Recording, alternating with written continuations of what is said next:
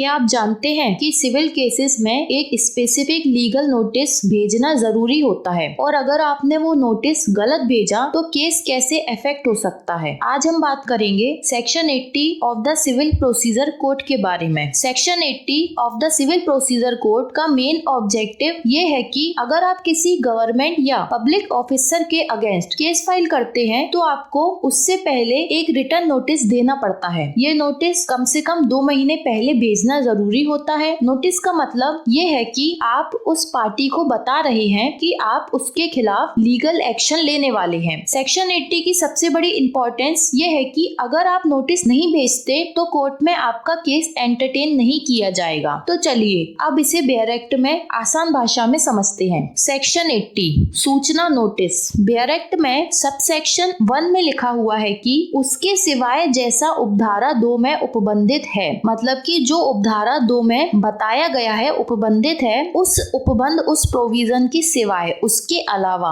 तो उसके अलावा क्या होगा ये हमें आगे बताया गया है। इसका मतलब ये है कि उपधारा 2 को छोड़कर उसके सिवाय सरकार के जिसके अंतर्गत जम्मू कश्मीर राज्य की सरकार भी आती है। तो सरकार में इन्होंने जम्मू कश्मीर राज्य की सरकार को भी सेक्शन 80 में शामिल माना है। सरकार मतलब भारत देश की सभी सरकारें। इसके आगे लिखा है विरुद्ध या ऐसे कार्य की बाबत, यानी ऐसे कार्य के लिए जिसके बारे में यह तात्पर्य है कि, मतलब कि जिसके बारे में ये बताया गया है कि वह ऐसे लोक अधिकारी द्वारा अपनी पदीय हैसियत में किया गया है। मतलब लोक अधिकारी द्वारा कोई कार्य अपनी पदीय हैसियत में अपने पद पर रहते हुए किया गया है। तो लोक अधिकारी के विरुद्ध, लोक अधिकारी के खिलाफ कोई वाद तब तक संस्थित नहीं किया जाएगा। मतलब कि सरकार के विरुद्ध और लोक अधिकारी ने अपनी पदीय हैसियत में रहते हुए, अपने पद के अंतर्गत रहते हुए कोई कार्य किया है तो ऐसे लोक अधिकारी के विरुद्ध भी कोई वाद को तब तक संस्थित नहीं किया जाएगा जब तक कि उसमें ये आगे बताए गए पॉइंट्स ना हो। क्या लिखा हुआ है आगे? जब तक वाद हेतुक का, मतलब कि जो वाद हेतुक है, वाद का कारण है, उसका वादी के नाम का, मतलब कि वादी का क्या नाम है, जो सरकार के विरुद्ध या लोक अधिकारी के विरुद्ध जो व्यक्ति केस दाखिल कर रहा है उसका क्या नाम है, उसका वर्णन और निवास स्थान का, मतलब कि वादी के बारे में सभी प्रकार का वर्णन और उसका निवास स्थान कि वह व्यक्ति, वह वादी कहाँ रहता है और जिस अनुतोष का वह दावा करता है और जिस भी अनुतोष का उस वादी के द्वारा अपने वाद पत्र में दावा किया गया, मतलब कि जो भी वह कंपनसेशन चाहता है, जो भी वह क्षतिपूर्ति चाहता है, जो भी वह अनुतोष चाहता है उसका दावा वह करता है, तो उसका कथन करने वाली एक लिखित सूचना। तो इन सभी बातों का, मतलब कि वादी के नाम का, वाद हेतुक का, निवास स्थान का या अन्य कोई वर्णन का या फिर अनुतोष का, इन सभी बातों का लिखित कथन करने वाली, सभी बातों को बताने वाली कोई सूचना जब तक नहीं भेजी गई हो तब तक सरकार के विरुद्ध या लोक अधिकारी के विरुद्ध वाद संस्थित नहीं किया जाएगा। तो इस प्रकार से हमें ये बताया गया है। तो अब हम जो सूचना भेजेंगे वो किस व्यक्ति को या किस अधिकारी को भेजी जाएगी ये हमें क, ख और ख तथा ग में बताई गई है। तो वो हमें इन 4 पॉइंटों के अंतर्गत बताई गई है। पहला है क, केंद्रीय सरकार के विरुद्ध वाद की दशा में, मतलब कि केंद्रीय सरकार के खिलाफ यदि वाद दाखिल किया गया है तो ऐसी स्थिति में, ऐसी दशा में वहां के सिवाय जहां वह रेल से संबंधित है, मतलब कि रेल विभाग के सिवाय, यानी कि रेल विभाग इसमें शामिल नहीं है, तो उस स्थिति में उस सरकार के सचिव को भेजा जाएगा। यानी कि यदि केंद्र सरकार के विरुद्ध कोई केस दाखिल किया जाता है तो उस केस के बारे में जो पहले लिखित सूचना सरकार को भेजनी होगी, तो केंद्रीय सरकार की स्थिति में केंद्रीय सरकार के सचिव को वह लिखित सूचना वाद दाखिल करने से पहले भेजी जाएगी। खा में है केंद्रीय सरकार के विरुद्ध वाद की दशा में जहां वह रेल से संबंधित है। तो पहले वाला जो का था उसमें रेल के सिवाय था और खा में है रेल से संबंधित, मतलब केवल रेल विभाग की बात की जा रही है, क्योंकि रेल विभाग भी केंद्रीय सरकार के अंतर्गत आता है। लेकिन अगर आप रेल विभाग के खिलाफ कोई केस दाखिल कर रहे हैं तो ऐसी स्थिति में आपको केस दाखिल करने से पहले जो लिखित सूचना भेजनी होगी वह रेल विभाग के प्रधान प्रबंधक को भेजनी होगी। मतलब अगर केंद्र सरकार के खिलाफ कोई लिखित सूचना है तो सचिव को भेजी जाएगी और रेल विभाग के खिलाफ जो कि केंद्र सरकार के अंतर्गत ही आता है तो वहाँ वहाँ के रेल के प्रधान प्रबंधक को वह लिखित सूचना भेजी जाएगी। इसके साथ ही साथ आगे लिखा है ख जम्मू कश्मीर राज्य की सरकार के विरुद्ध वाद की दशा में, मतलब यदि जम्मू कश्मीर राज्य की सरकार के विरुद्ध केस दाखिल किया जाएगा तो ऐसी स्थिति में उस सरकार के मुख्य सचिव को या उस सरकार द्वारा इस निमित्त इस कारण से प्राधिकृत किए गए किसी अन्य अधिकारी को वह लिखित सूचना भेजी जाएगी। तो ये बात हो गई जम्मू कश्मीर राज्य की। इसके बाद आता है ग पॉइंट, जो हमें ये बताता है कि किसी अन्य राज्य सरकार के विरुद्ध। तो सबसे पहले हमने पढ़ा केंद्रीय सरकार के विरुद्ध, दूसरा हमने पढ़ा केंद्रीय सरकार के विरुद्ध लेकिन केवल रेल विभाग के संबंध में, तीसरा हमने पढ़ा जम्मू कश्मीर राज्य की सरकार के संबंध में, और चौथा हम पढ़ रहे हैं किसी अन्य राज्य सरकार के संबंध में। यदि किसी अन्य राज्य सरकार के विरुद्ध कोई केस दाखिल किया जाता है तो उस सरकार के सचिव को या जिले के कलेक्टर को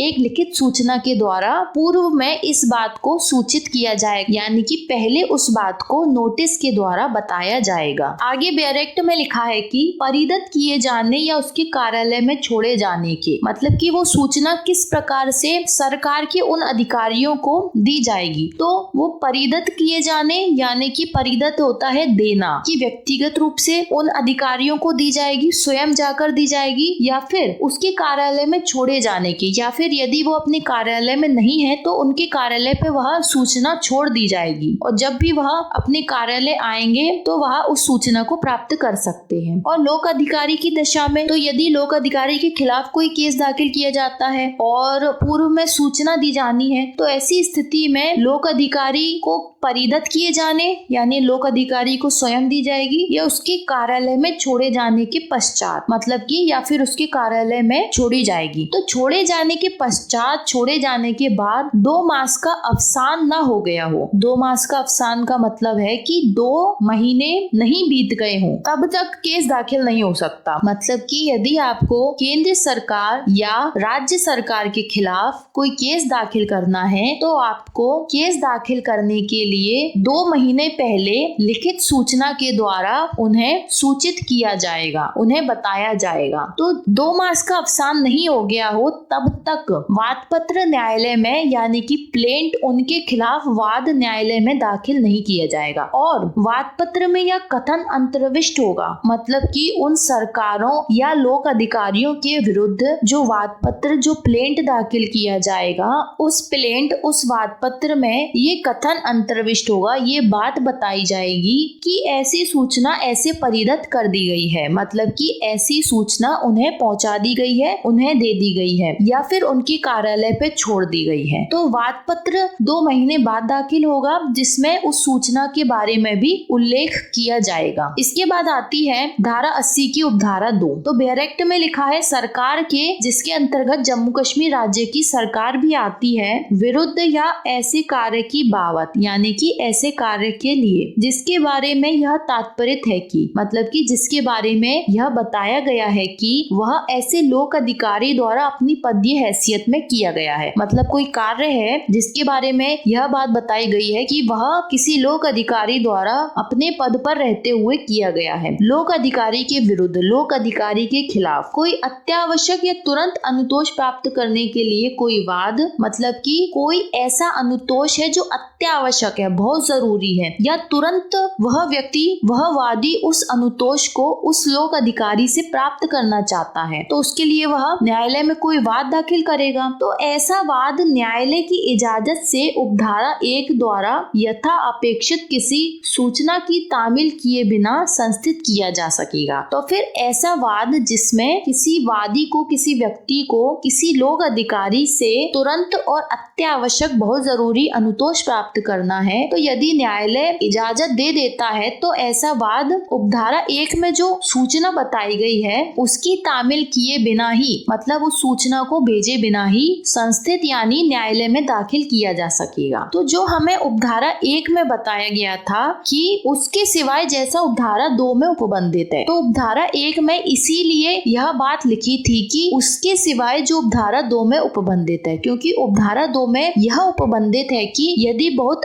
अत्यावश्यक है, बहुत जरूरी है और तुरंत अनुतोष प्राप्त किया जाना है तो न्यायालय की इजाजत से वादी लोक अधिकारी को बिना सूचना भेजे ही उसके खिलाफ केस दाखिल कर सकता है। तो ये एक प्रकार से धारा 80 यानी सूचना या नोटिस का अपवाद है, जो कि हमें धारा 80 की उपधारा 2 में बताया गया है। इसके आगे लिखा है, किंतु न्यायालय वाद में अनुतोष चाहे अंतरिम या अन्यथा यथास्थिति सरकार या लोक अधिकारी को वाद में आवेदित अनुतोष की बाबत हेतुक दर्शित करने का उचित अवसर देने के पश्चात ही प्रदान करेगा, अन्यथा नहीं। तो यहाँ पर ये बात लिखी गई है कि यदि आपको बहुत जरूरी है, आपको तुरंत अनुतोष चाहिए, बहुत अत्यावश्यक अनुतोष चाहिए और आप किसी लोक अधिकारी के विरुद्ध केस दाखिल करना चाहते हैं या फिर किसी सरकार के विरुद्ध केस दाखिल करना चाहते हैं, तो आपको न्यायालय इजाजत दे सकेगा और आप केस दाखिल कर सकते हैं। किंतु इसमें किंतु लिखा हुआ है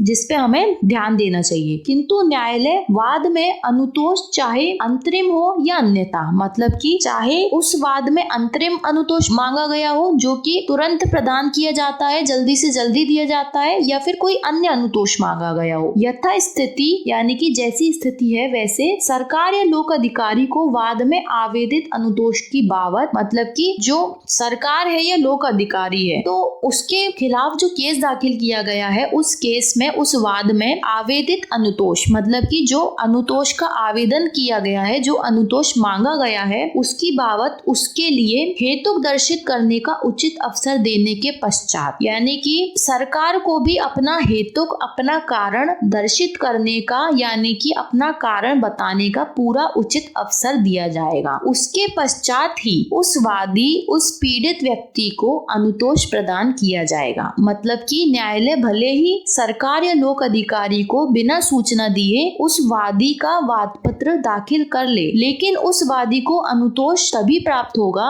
जब सरकार और लोक अधिकारी को सुन लिया जाएगा और उनको अपना कारण दर्शित करने, बताने का पूरा अवसर दिया जाएगा। यदि ऐसा नहीं किया जाता तो फिर अनुतोष नहीं दिया जाएगा, यानी कि उचित अवसर देने के पश्चात ही प्रदान करेगा, अन्यथा नहीं। मतलब कि पहले सरकार को अपना कारण बताने का, अपना पक्ष रखने का उचित अवसर दिया जाएगा और यदि न्यायालय संतुष्ट हो जाता है तभी वह उस वादी या पीड़ित व्यक्ति को अनुतोष प्रदान करेगा, अन्यथा नहीं। अन्यथा नहीं का मतलब है नहीं तो बिल्कुल भी अनुतोष प्रदान नहीं करेगा। इसके बाद सेक्शन 80 का एक परंतु आता है जो बहुत इंपॉर्टेंट है। परंतु यदि न्यायालय का पक्षकारों को सुनने के पश्चात यह समाधान हो जाता है, मतलब कि न्यायालय ने दोनों पक्षों के पक्षकारों को सुन लिया और उसके बाद न्यायालय का यह समाधान हो जाता है, मतलब कि न्यायालय को इस बात का एहसास हो जाता है कि वाद में कोई अत्यावश्यक या तुरंत अनुतोष प्रदान करने की आवश्यकता नहीं है। मतलब वाद में कोई भी तुरंत या अत्यावश्यक अनुतोष प्रदान किया जाए, ऐसी आवश्यकता, ऐसी जरूरत नहीं है, तो वह वाद पत्र को वापस कर देगा। तो फिर वह उस वाद पत्र को, जो वाद पत्र उस न्यायालय ने स्वीकार किया था, उस वाद पत्र को वापस कर देगा, लौटा देगा कि उसे उपधारा 1 की अपेक्षाओं का पालन करने के पश्चात प्रस्तुत किया जाए। तो जो वाद पत्र न्यायालय ने स्वीकार किया था कि बिना सूचना भेजे ही आप वाद पत्र न्यायालय में दाखिल कर सकते हैं, उस वाद पत्र को न्यायालय वापस कर देगा यदि उसे लगता है कि अत्यावश्यक या तुरंत अनुतोष प्रदान करने की जरूरत नहीं है, और उस वादी को न्यायालय यह निर्देश देगा कि उसे उपधारा 1 की अपेक्षा का पालन करने के पश्चात प्रस्तुत किया जाए। मतलब कि न्यायालय उस वादी को यह बोलेगा कि अब आप जो उपधारा 1 में नोटिस की बात कही गई है, जो कि 2 महीने पहले यदि आप किसी सरकार के विरुद्ध केस दाखिल करते हैं तो उस सरकार के अधिकारी को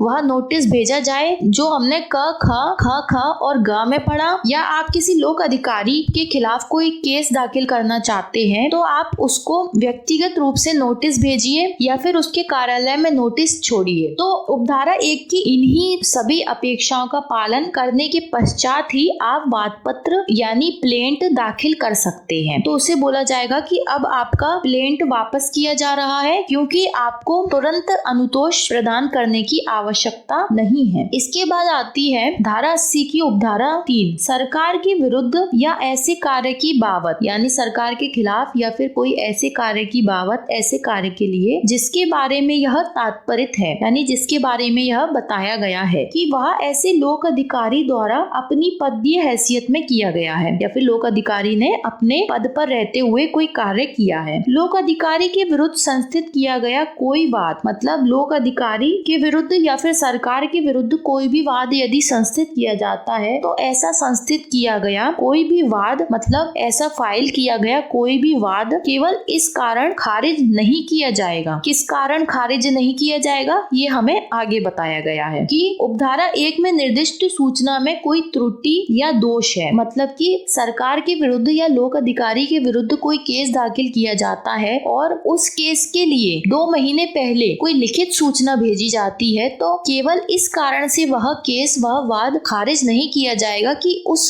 लिखित सूचना में कुछ त्रुटि या दोष या गलती है। यदि ऐसी सूचना में ये सब बातें ठीक लिखी हैं तो फिर केवल इस कारण से वाद पत्र को खारिज नहीं किया जाएगा कि सूचना में कोई त्रुटि है। पहली बात का वादी का नाम, वर्णन और निवास स्थान इस प्रकार दिया गया है जो सूचना की तामील करने वाले व्यक्ति की शनाख्त करने में समुचित प्राधिकारी या लोक अधिकारी को समर्थ करे। मतलब कि जो भी सूचना भेजी जाती है तो उसमें नाम, वर्णन या निवास स्थान वो इस प्रकार से दिया गया है कि वह जो सूचना की तामील करने वाला अधिकारी है, जो अधिकारी सूचना को तामील किए जाने के लिए कार्य कर रहा है, वो उस व्यक्ति की शनाख्त यानी पहचान करने में समुचित अधिकारी, समुचित लोक अधिकारी को समर्थ करे। मतलब जो लोक अधिकारी नोटिस लेकर जा रहा है वह नोटिस इस तरीके का हो कि वह जिस व्यक्ति के खिलाफ भेजा गया है उसकी पहचान करने में उस अधिकारी को जो वह नोटिस लेकर गया है उसको समर्थ करे, उसके लिए कार्य आसान कर दे। और ऐसी सूचना उपधारा 1 में निर्दिष्ट समुचित प्राधिकारी के कार्यालय में परिदत्त कर दी गई या छोड़ दी गई है। मतलब कि उपधारा 1 में जो सूचना बताई गई है वह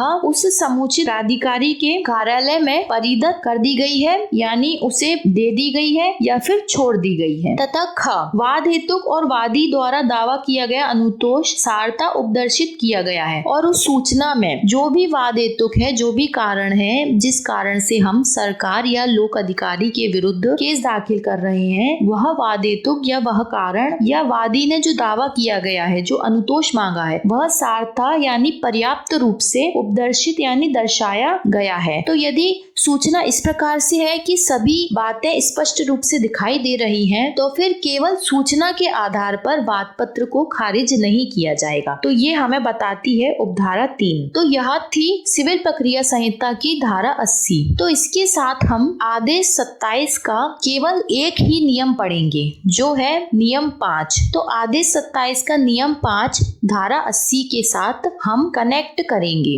आदेश 27 नियम 5 बेयर एक्ट में लिखा है कि सरकार की ओर से उपसंजाति के लिए दिन नियत किया जाना, fixing of day for appearance on behalf of government. तो इसका मतलब यह है कि सरकार की ओर से उपसंजाति यानी कि सरकार की ओर से न्यायालय में उपस्थित होना, तो इसके लिए दिन का नियत किया जाना, दिन को डिसाइड किया जाना। न्यायालय वह दिन नियत करते समय जिस दिन वाद पत्र का उत्तर सरकार द्वारा दिया जाना है, यानी कि जो वाद जो केस सरकार के खिलाफ दाखिल किया गया है उसमें सरकार द्वारा उत्तर दिया जाना है, यानी जवाब दावा पेश किया जाना है। इतना युक्तियुक्त समय अनुज्ञात करेगा जितना सरकार को आवश्यक संसूचना उचित प्रणाली द्वारा भेजने के लिए। तो कितना समय न्यायालय के द्वारा सरकार को दिया जाएगा? जितना सरकार को आवश्यक संसूचना उचित प्रणाली द्वारा भेजने के लिए लगता है। तो उचित प्रणाली द्वारा यानी कि 2 महीने पहले सरकार को सूचित किया जाएगा। तो सरकार के पास फिर 2 महीने का समय होगा कि वह अपना जवाब दावा, अपना लिखित कथन न्यायालय में पेश करे। और सरकार की ओर से उपसंजात होने और उत्तर देने के लिए सरकारी प्लीडर को अनुदेश देने के लिए आवश्यक हो। मतलब जितना भी समय, पहली बात तो जो संसूचना भेजने के लिए समय लगेगा वह समय, या फिर जो सरकारी प्लीडर है उसको सरकार की ओर से न्यायालय में उपसंजात होने के लिए और उत्तर देने के लिए जितना भी समय अत्यावश्यक होगा उतना समय न्यायालय द्वारा सरकार को अपना जवाब दावा पेश पेश करने में दिया जाएगा और उस समय को स्वविवेक अनुसार बढ़ा सकेगा। मतलब न्यायालय का यह स्वविवेक अधिकार है कि वह